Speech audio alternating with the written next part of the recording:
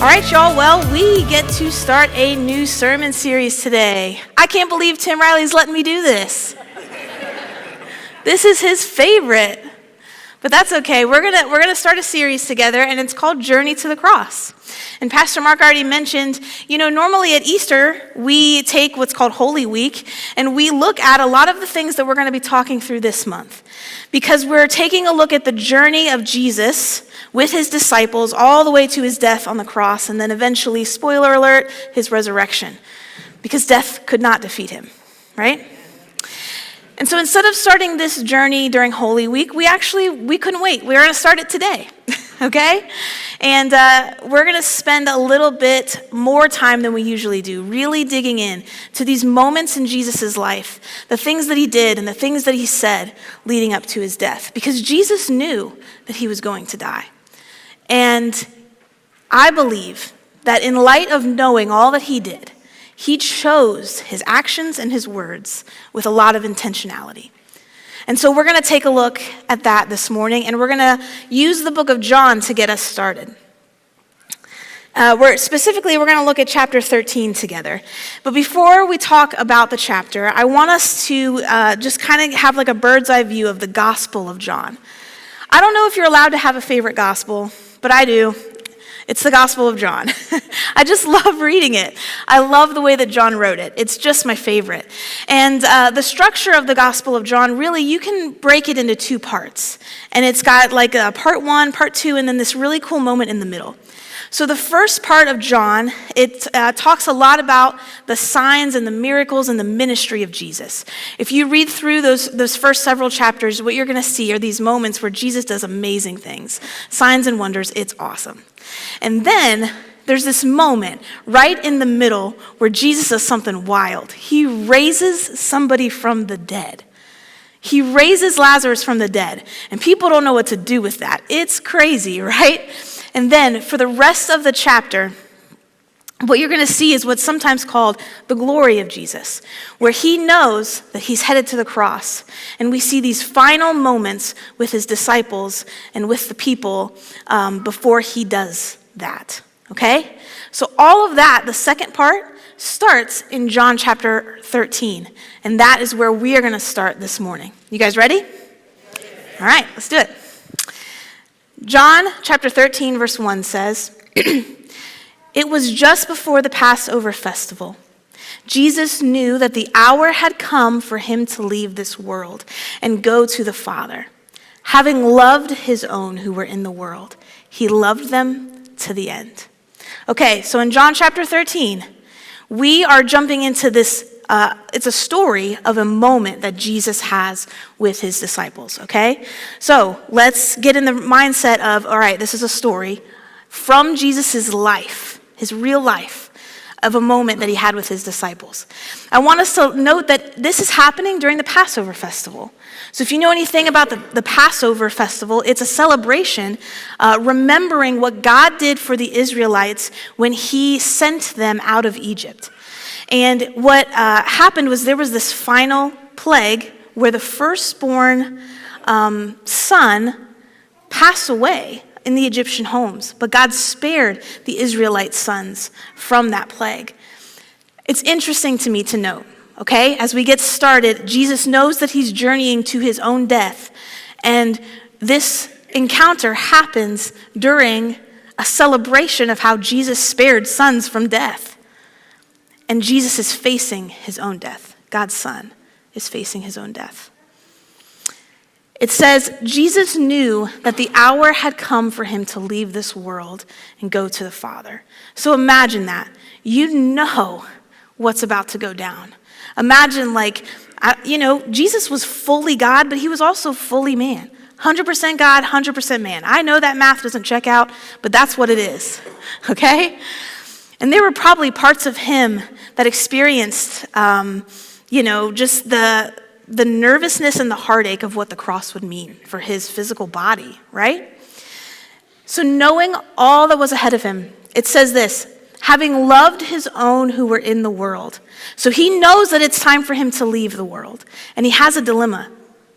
He loves these disciples. He loves them. And when he looks at them, He sees his friends. He sees people who he's journeyed with, people that he cares about. He loves them. And it says he chooses to love them to the very end.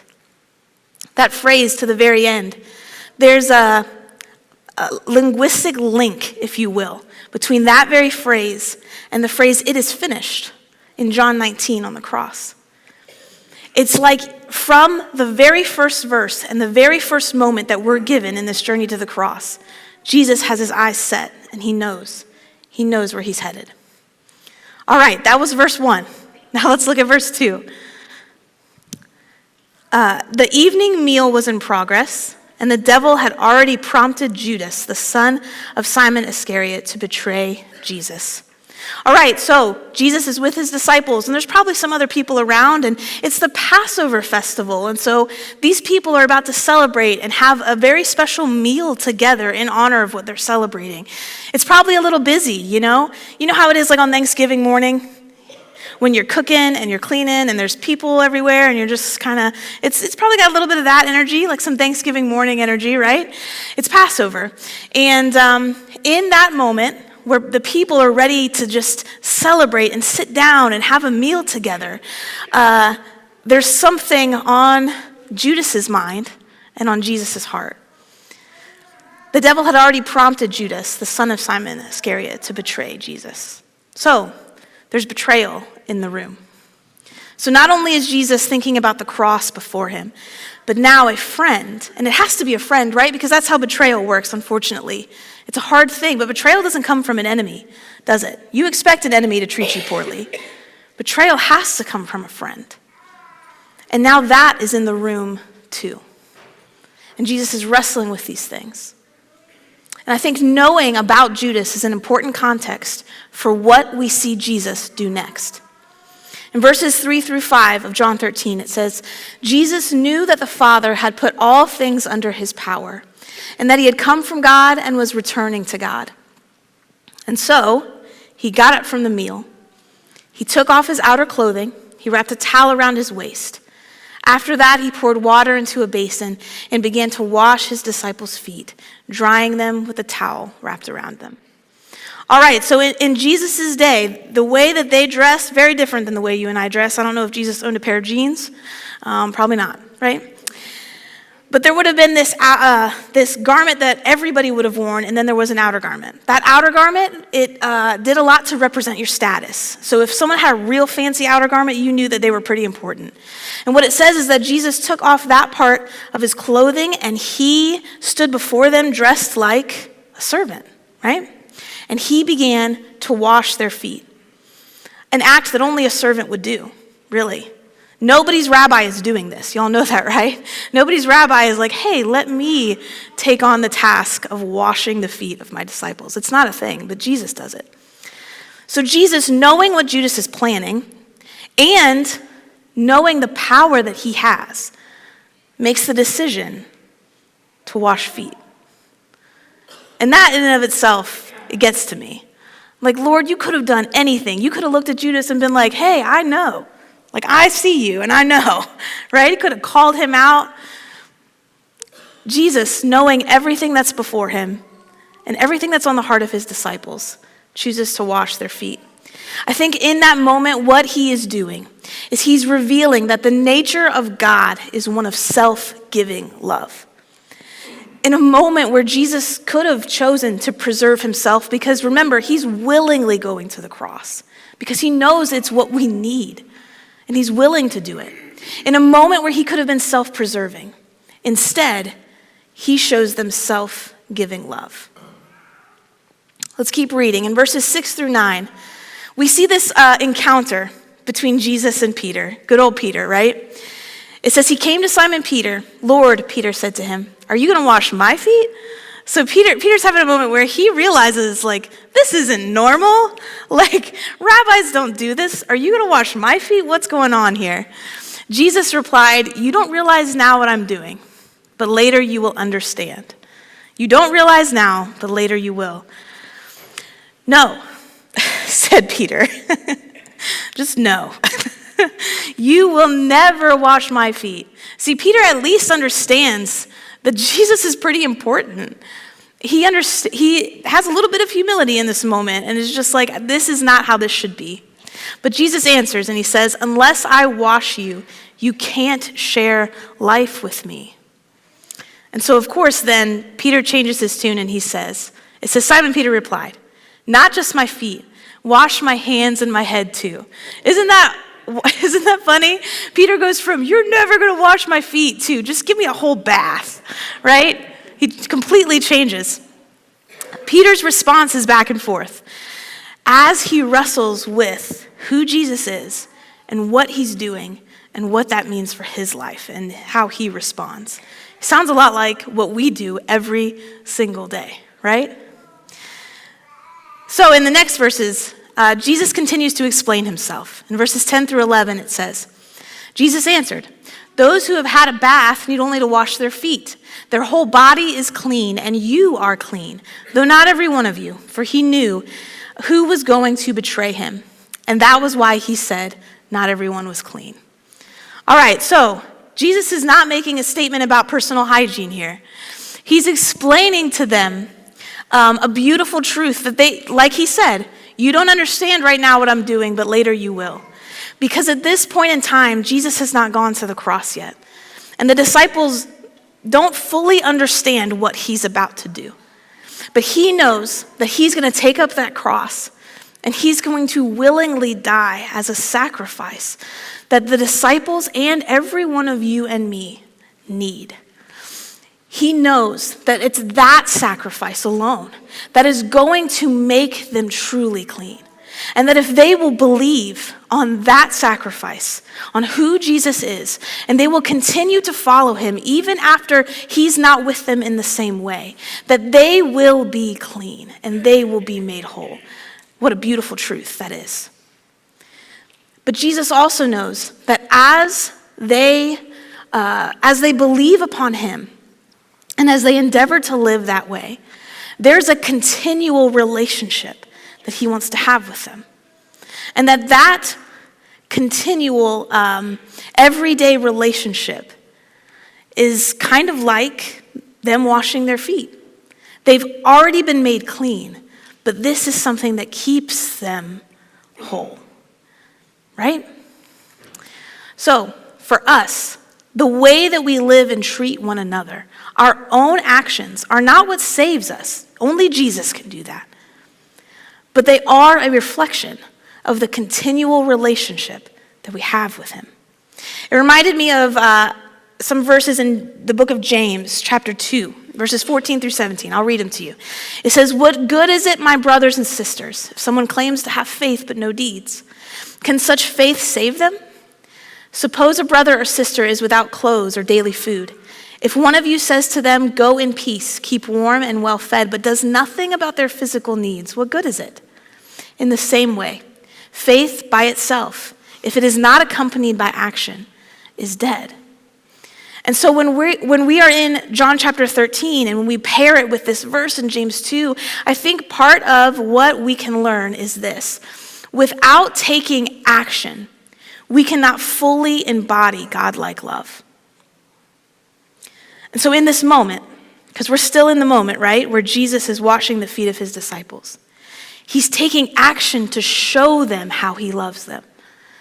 And I think we see throughout the narrative of Scripture that when God is moved, it causes him to act. That God's love moves him to action.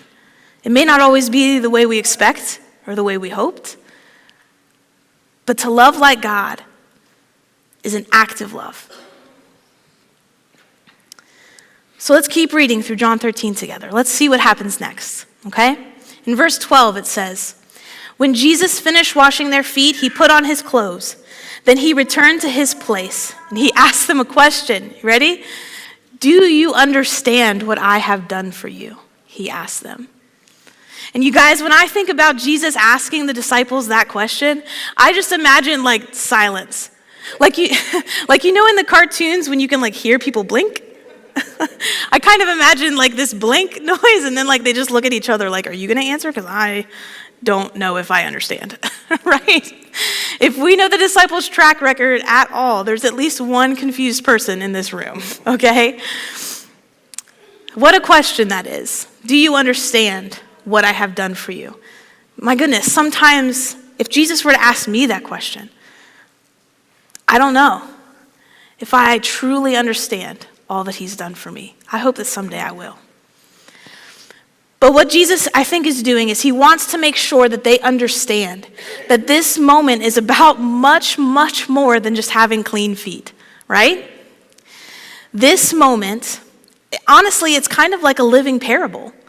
Because parables are, in some ways they're stories or they're metaphors where Jesus would take something right in front of the people and he would use it to teach them about something heavenly. He would take something earthly and normal and he would use it to teach them about something holy, which is pretty impressive. And in this moment, it's kind of like they're living in a parable. He's using this act of washing their feet to teach them about something much bigger than foot washing, right? It's happening to them in real time. And in the next verses, Jesus continues to explain. So starting in verse 13, it says, "You call me teacher and Lord, and you're right, that's what I am.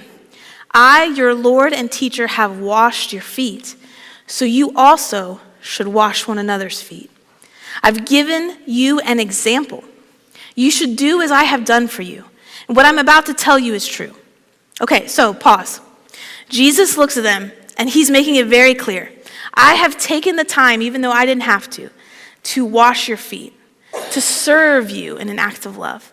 If I can do that as your teacher and Lord, there is no excuse why you can't do that for anyone that you come encounter with, that you encounter. You're not better than anyone, right? But if the Lord can humble himself to do this act of self-giving love, so can the disciples, and so can you and I. And then he continues to say, what I'm about to tell you is true. A slave is not more important than his master, and a messenger is not more important than the one who sends him. Now you know these things, so you will be blessed if you do them.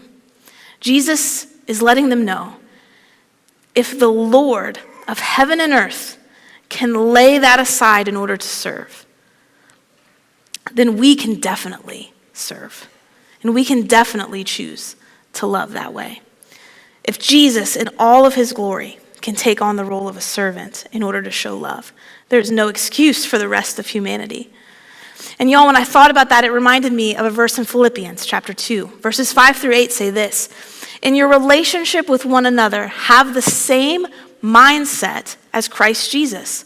So when you think about the way that you relate to the friends and family and just anybody really in your life, take on the mindset that Jesus gives us. It says, "Who being in very nature God, did not consider equality with God something to be used to his own advantage. Rather, he made himself nothing by taking on the very nature of a servant. Being made in human likeness and being found in the appearance as a man, he humbled himself by becoming obedient to death, even death on a cross." And so in this moment where Jesus is washing their feet, he is teaching them of this very deep truth about who he is. It's about more than just that moment. It's him saying, I humbled myself and became a servant. I, the Lord, stepped down from heaven and put on humanity's flesh so that you and I could be together, so that this relationship and this salvation could happen. He's revealing to them a beautiful part of who God is. And also, it is a reflection of what's about to happen on the cross by becoming obedient to death, even death on a cross. As I thought about these verses, it made me go back and look at verses 3-5 of John 13 a little differently. I want to read them to you again. Jesus knew that the Father had put all things under his power, and that he had come from God and was returning to God. All right, so that's our context. That Jesus knows that the Father has given him all things under his power. And that he is from God and he's about to return to God. So all of this, these worldly things that he is struggling with now, he knows that that has a season and it's about to end. Knowing all of that, what does he do? He gets up from the meal, took off his outer clothing, and wrapped a towel around his waist. Remember what I told you about outer clothing? It was a symbol, in some ways, about the status of a person. If somebody had beautiful outer clothing, they were an important person. Jesus makes the decision, and I think when he did it, he almost thought like, please see the imagery here, disciples. He stands up before them. They have their eyes on him, and he removes that outer clothing, which would have been a symbol of his status as a rabbi, or, it would have been the thing that made him look different and stand out from all of them. He lays it aside. In the same way that Jesus came down from heaven, he laid aside, the separation between him and you and I. He came close, and he made himself a servant. So Jesus takes off this outer clothing, and he's standing before them, and he looks like a humble servant. When they look at him, they must notice that he just looks different. And then what he does next is something that only a servant would do. He washes their feet. It's a physical illustration of what Jesus has done for every one of us. Do you see it? So in verses 13 through 15 of this chapter, it says, "You call me teacher and Lord, and you are right. That is what I am. I, your Lord and teacher, have washed your feet. So you also should wash one another's feet." He's saying, hey, this isn't just something that I'm doing for you, but if you choose to follow me and really allow the way that I love you to change your life, then you will love others this way too. Like, I will give you the ability to love others this way. I have given you an example. You should do as I have done for you. Now again, that moment was about more than washing feet, wasn't it? It was about more than the disciples got dirty feet and Jesus has to take care of it. He was teaching them something about who he was. And this invitation, you should do as I have done for you, it's about more than washing feet too. And it reminded me of a few verses, honestly, that are in the same chapter. They're just a little further down. In verse 34 through 35, Jesus says, "A new command I give you. Love one another. As I have loved you, so you must love one another. By this, everyone will know that you are my disciples, if you love one another." The invitation to love like Jesus, can I be honest? It freaks me out a little bit, because it means that I have to get uncomfortable. I have to be willing not to grab onto life and to hold on to it and to self-preserve and to look out for myself, but it means I have to lay all of that down and humbly give of myself and serve and love those around me. But I think what Jesus is showing us is that if we do that, then we get to understand what love actually is. What it actually is. And we get to participate in building the kingdom of God, heaven on earth, in a way that is life-changing. That's an invitation that you and I have today. So it's powerful to me to think that with death on the horizon and all of the power in the world, Jesus chose to wash feet. How often in my life do I look at all the things around me that aren't right, all the things around me that are difficult, and choose to self-preserve instead? Lord, help me to choose to humbly love and serve, even when life around me is crazy. It's a hard thing to do, but it's what he calls us to, and it's what he helps us to do. This is how Jesus begins the journey to the cross. This moment is how Jesus begins his journey to death on a cross. Then he looks at his disciples and he lets them know that if they truly want to be great, that they'll do the same. That if they want to come in first, they've got to come in last, right? And John wrote all of this down in this holy book so that you and I can look at each other and see it as an invitation of our very own. To love one another humbly as Jesus loved us, even in the face of death. It's a hard thing to do, but it is a most worthy pursuit. The last thought I have for us as we begin to wrap up is this reality that a life of generous, self-giving love will show the world who Jesus is. Man, sometimes I think it's the big, flashy moments where I look at someone and I share the gospel and somehow it comes out perfectly and I'm like, yeah, that was awesome, right? Those are the moments where I'm gonna look back and be like, that's when I showed somebody who Jesus was. Anybody else fall into that thinking sometimes? But I think as I studied through this chapter, what I was reminded of is that it might actually be the moments that sometimes I forget to stop and have that could be the most powerful, Jesus revealing moments of my life. That maybe being sent looks like washing feet. I'm thankful for that reminder today. So as we finish up, I've got 2 questions. My hope is that you'll take these home and you'll have them with your kids or your teenagers or maybe your spouse or, I don't know, call your mom. When's the last time you called your mom? Call her and have a car conversation. Jesus, this account that we're looking at today happened during a meal. At dinner tonight, maybe pull out a car conversation. I don't know. The first question I have is this. How would you have felt if Jesus asked to wash your feet? We know how Peter felt. We read it, right? He felt all kinds of mixed emotions. He went from no to give me a whole bath. How would you have felt if Jesus looked at you and offered to wash your feet? I'd be humbled. I don't know what I would do next. It would be a moment for sure. How would you have felt? And then the second question is this.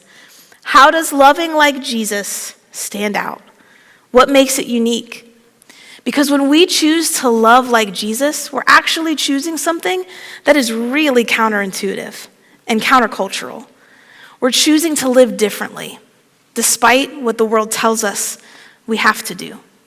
So how does loving like Jesus look different? If you had to put words around it, what would they be? I think if we consider those questions today, I think Jesus will speak to us. He'll continue to reveal to us that his nature is one of self-giving love. So today, we have began to take a look at Jesus' journey to the cross. But do you know what? Every one of us in this room, we have a journey to our own cross. We have a journey to discover what it means to lay down ourselves so that we can live for Jesus. And every one of our journey looks different.